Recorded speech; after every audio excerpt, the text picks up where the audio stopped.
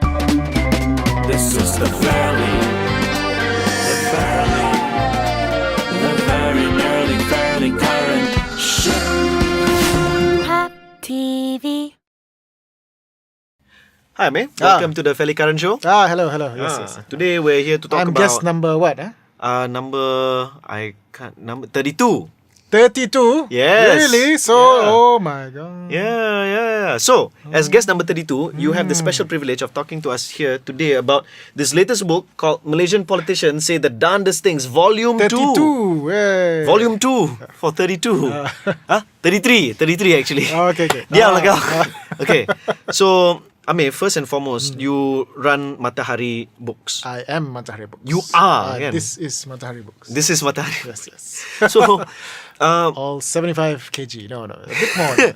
oh, heavy juga. Yes, Heavy yes. hitter. But Matahari Books, Heavy right? company, yeah. You how is it that you got the interest and the kind of guts and the courage or whatever it is to start Matahari Books? Like why independent publishing? Because have you seen the other publishers? Isn't there this isn't there this myth about how orang Malaysia ni tak suka membaca? It's not a myth, it's true. It's a sad fact, yeah. Tapi kenapa? Kalau dah macam tu kenapa berani pula masuk dalam Sebab tu arena? saya buat buku macam ni yang tak tak membutuhkan pembacaan yang luas dan mendalam. Okay. Sebaliknya dia suatu yang lucu dan penuh dengan lukisan dan lakaran. Lakaran dan juga gambaran. Tidak membutuhkan pembacaan. Bisa. But why non-fiction? Have you read our fiction? Because I think I know more people who are trying to write novels.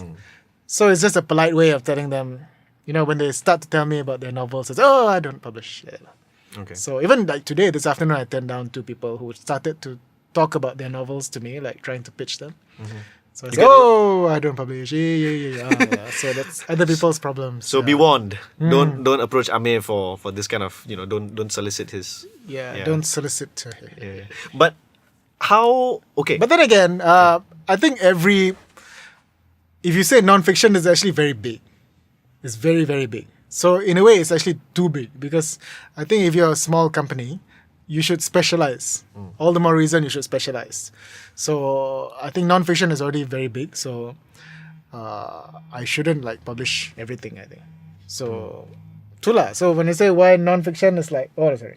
There's Sharon Bakar. Yes, she wants money as usual. Yeah. Biasalah, Sharon Bakar. But what is actually, if I can ask, what is the state of Malaysian writing at this point in time? Or is it? As Irma Fatima answered when she was asked to get into character, and she says, Irma, what state are you in? And she replied, Selangor. So the state of Malaysian writing is in Selangor. All the good publishing companies and distributors are all in PJ. Yes. Okay. I used to live in KL. Now I live in PJ. And Okay. Is there a difference, a marked difference? I think so. There's a kind of qualitative qualitative mindset, because when you think of PJ, somehow you think a lot of numbers. All the roads have Roads. numbers. So Right. it kind of, for months after I lived in PJ, I was in denial. I would always say I lived in KL. Yeah, but But denial this is the obviously first book. denial This is is the- obviously in Egypt. This is the Yeah. this is the first bio that I wrote where I said he's a writer and movie maker based in Petaling Jaya. So it was a big Wow. step for me. Yeah, because to admit you've only I'm actually a recently PJ. moved out Yes, of a your year ago. house. Yeah. But So yeah, PJ, you think of numbers and KL? sections that don't really shouldn't really be next to each other, but they are. It's like the numbers don't really make sense. is it like bookstores? Like you find books that really shouldn't be next to each other. Well, yes, that's why all my books, they have Malaysia in them, because I know our bookstore staff, they're so dumb that if you don't put Malaysia in it, they'll put it in any other section. So this one, even the dumbest one, they'll know this goes into the Malaysian section. I But see. even then, there have been exceptions. Like I did published this book, Malaysian Book of the Undead, and it was initially stocked in a large bookshop. I won't say where, but it's in Mid Valley. It was stocked in the cookery section. And even the person who was looking at the computer looking for this book for me says, it's in the cookery section, but I'm not sure why. So, somebody put it there. So, Okay, Some let's things have to be made a bit more explicit. let's talk about this book, which is in this section at the moment. Yeah. I mean, this is the second volume, right? That means there's been one volume before this. Yeah. Now, I can see why you're on your 33rd guest by now. yes, Yeah. exactly. I'm Yes, yes, smart. Okay. yes. But between the two volumes, March 8, There was no 2008. 1.5. Yeah, no. Yeah. Although you did have things come out in Off the Edge. Yes, I Yeah. needed but that is something else. Yes, yes. But I think what a lot of people want to know is, as somebody who is collating, collecting, and curating this. Oh my this- God, the 3 C's. I know. It's not like the Singaporean 3 C's. Yeah. Okay. Anyway, as somebody who is doing and kind of editing all of this together, how do you see the change in what is being said by Malaysian politicians before and after March 8, or has there been any change? I think it's quite exciting because I think a few of the people who we normally identify as the most offish, boorish. First time I've said the word boorish. What is the word boorish in Bahasa? It's not burit, but it's like something like is it bengong? No, it's not bengong even. Kan? It's like boorish is like Macam kewat macam tu. what? Macam tu, Okay.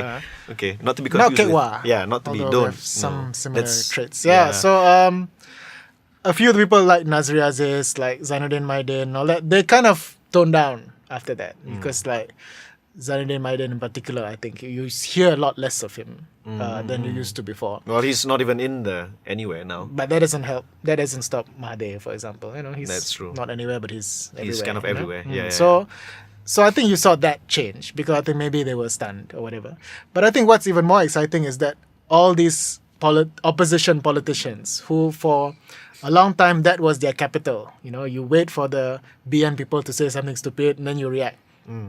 And you don't have to do that much, Whereas now they are in the position where people are then now looking to them for making certain policy statements, like statewide policy statements and everything. So they now run the risk of being made to look stupid and foolish. People like Khalid Ibrahim, for example, who he's not immune to this either. I think that's quite interesting. Who do you think is the most, like, out of the many politicians that you have kind of looked at, has been the most sensible, like, person that we can always go to like, wow, this person makes sense, kind of in a way like an Obama-esque or whatever-esque lah, like something who is sensible and. You mean black? Because when I say Darndest, what's interesting about the word Darndest is that it doesn't necessarily mean stupid. Yeah. So which is something these Americans are very clever at. Right. The word Darndest. I mean, there's no equivalent even in Malay. Yeah. Because someone asked me, why don't you translate the book into Malay? Then what does Darndest mean? You can't say bukan-bukan. You can't say bengong. You can't say Macam-macam, burit. So it's like. Macam-macam, it's like, what does it mean? So not all the quotes are about people saying dumb things. Sometimes they say things that are actually quite witty or quite pithy. Yeah. They sum up something very, very accurately. But I guess, someone like maybe Musa Hitam is quite sensible, I think. But he's not in the book. Maybe he didn't say anything that clever after all. But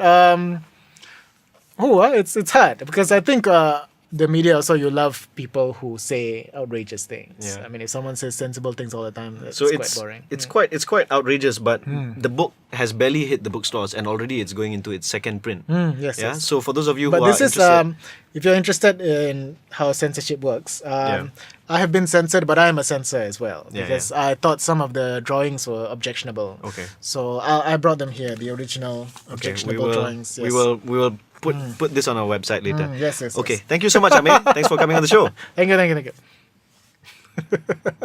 The unwelcome word of the week is Kau Tim. Kau Tim.